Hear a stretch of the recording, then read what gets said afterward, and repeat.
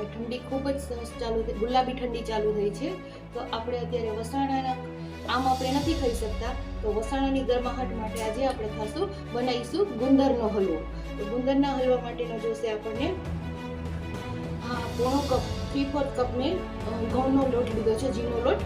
કરકરો હોય તો વધારે સારું. એમાં કરકરો મારી પાસે નતો એટલે મેં 2 ચમચી જેટલો રવો લીધો છે અને 2 ચમચી જેટલો ચણાનો લોટ લીધો છે. પછી 2 ચમચી જેટલા ગુંદ એ આપણે આમાં જ શેકી નાખશું. સૂટ પાવડર છે, કાજુ બદામ પિસ્તા આપણે જે ફ્લેવરમાં જે જોઈતા હોય એ અત્યારે મેં કાજુ બદામ લીધા છે, ગોળ અને ઘી. અને આપણે એના માટે જોશે પાણી, એટલે મેં 1 વાટકી જેટલું 1 કપમાં મોટો છે એટલું પાણી લીધું છે. તો એની સામે આ લોટ થશે એટલે 2 કપ જેટલું આપણે પાણી લીધું છે. એમાં આપણે આ ગોળ નાખી દઈશું.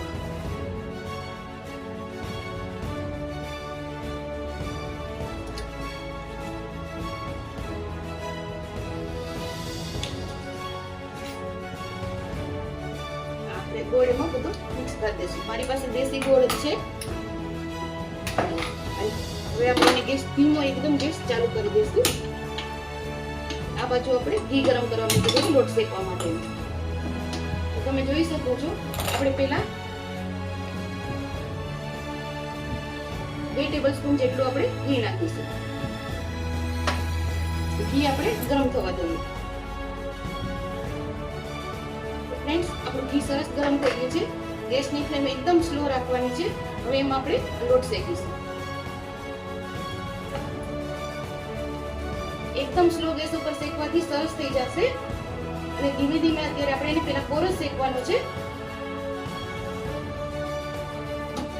એમાં આપણે નાખી દઈશું રવો.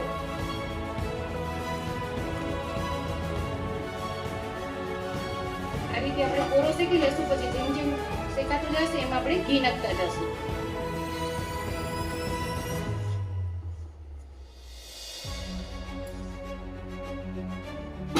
એમાં આપણે ચણાનો લોટ.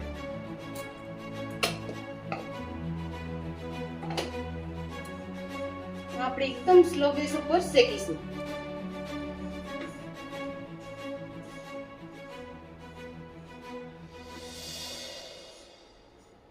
આ ગુંદનો હલવો એકદમ ટેસ્ટમાં સરસ લાગે છે. એક ઔષધિના રૂપમાં છે અને ઇમ્યુનિટી પણ એનાથી વધે છે. ઠંડીમાં મોટા નાના બધા ખાઈ શકે છે. અને આ ગરમ ગરમ હલવો બહુ જ સરસ લાગે છે. બનાવીને આપણે રાખી શકીએ, જ્યારે ખાવો હોય ત્યારે આપણે ગરમ કરી શકીએ છીએ. આ રીતે હું શેકું છું. લોટ જો ધીમે ધીમે શેકાઈ રહ્યો છે, એનો કલર ચેન્જ થઈ રહ્યો છે. હવે આમાં આપણે ઘી નાખતા જશું થોડું થોડું.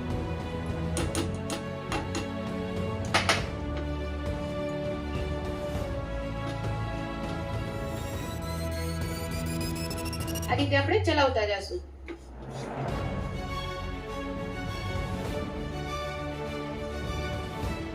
એક સાથે ઘી નાખવાથી વધારે છૂટું પડે છે, એટલે આપણે થોડું થોડું આપણે ઘી નાખતા જશું.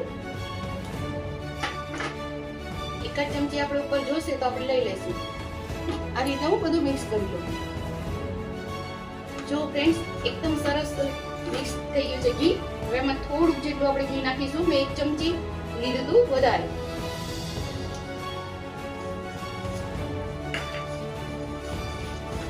હવે તમે જોઈ શકો છો એકદમ રબડી જેવું ઘાટું સરસ થઈ ગયું છે. હવે આપણે ઘી નાખવાની જરૂર નહીં પડે લગભગ.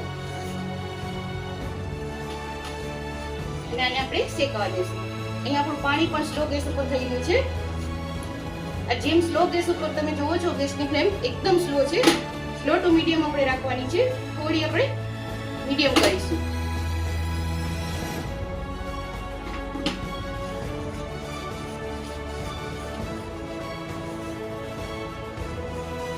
આ રીતે આપણે પૂરું શેકી લઈશું.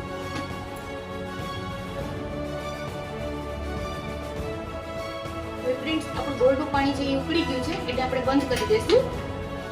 એટલે આપણે શીરાનો કલર, હલવાનો કલર છે એ બી પણ ચેન્જ થઈ રહ્યો છે. તમે જોઈ શકો છો.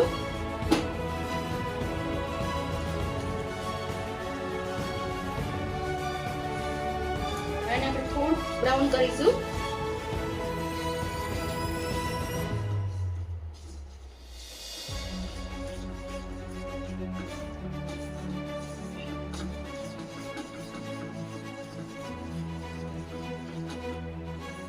હવે એકદમ સરસ ગોલ્ડન બ્રાઉન થવા આવ્યો છે.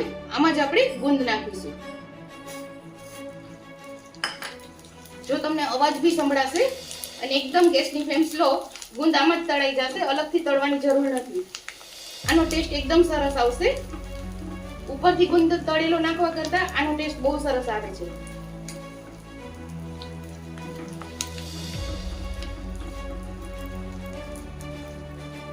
બારે જે ગુંદરનો હલવો મળે છે એ લોકો આ જ રીતે બનાવે છે.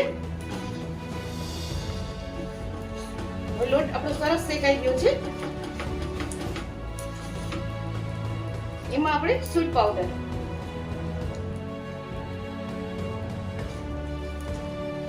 1 ટેબલસ્પૂન જેટલો આપણે નાખ્યો છે. આમાં વધારે પણ આપણે નાખી શકીએ, જેટલો જોઈતો હોય એટલો.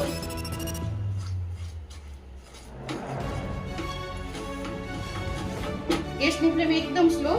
અને હવે આપણે ગોળનું પાણી છે એ ધીમે ધીમે આપણે નાખતા જશું અને આ પાણી આપણે ગાળીને લેવાનું છે.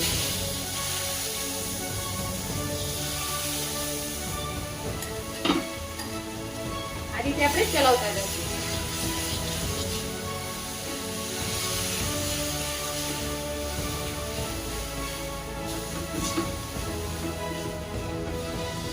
હજુ આપણે પાણી જોશે, પૂરું પાણી એમાં જઈ જશે.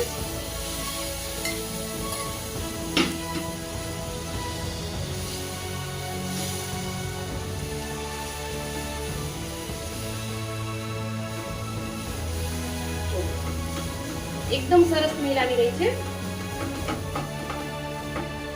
હજુ પાણી આપણું સમાઈ જશે એટલે ગોળમાં જે કચરો હોય એ આમાં નીકળી જાય. હવે એકદમ સ્લોમાં આપણે ચલાવવાનું છે. અને ગુંદનો ભૂકો આપણે કરવો હોય તો એ પણ આવી રીતે કરીને પાવડર કરીને નાખી શકીએ છીએ. હવે આ મિક્સ કરી લો અને એમાં ઉપરથી આપણે ડ્રાય ફ્રૂટ નાખીશું પછી. તો ફ્રેન્ડ્સ, આપણો હલવો એકદમ સરસ થઈ ગયો છે. ગુંદ પણ આમાં એકદમ મિક્સ થઈ ગયો છે. પણ તમે ખાશો ત્યારે એનો મસ્ત ટેસ્ટ આવશે. બનાવીને ટ્રાય કરજો.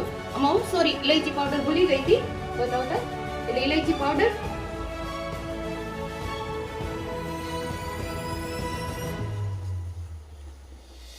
અને ઉપરથી થોડા આપણે ડ્રાય ફ્રૂટ નાખીશું. ડ્રાય ફ્રૂટ જે આપણે જોઈતા હોય એ આપણે નાખી શકીએ. એમાં મગજતરીના બી પણ નાખવા હોય તો નાખી શકાય. પણ વસાણામાં આ જ સારું લાગે છે ગરમ ગરમ ખાવાનું. ફ્રેન્ડ્સ, તમે આ ગુંદરનો હલવો કેવી રીતે બનાવો છો એ મને કોમેન્ટ કરીને કહેજો.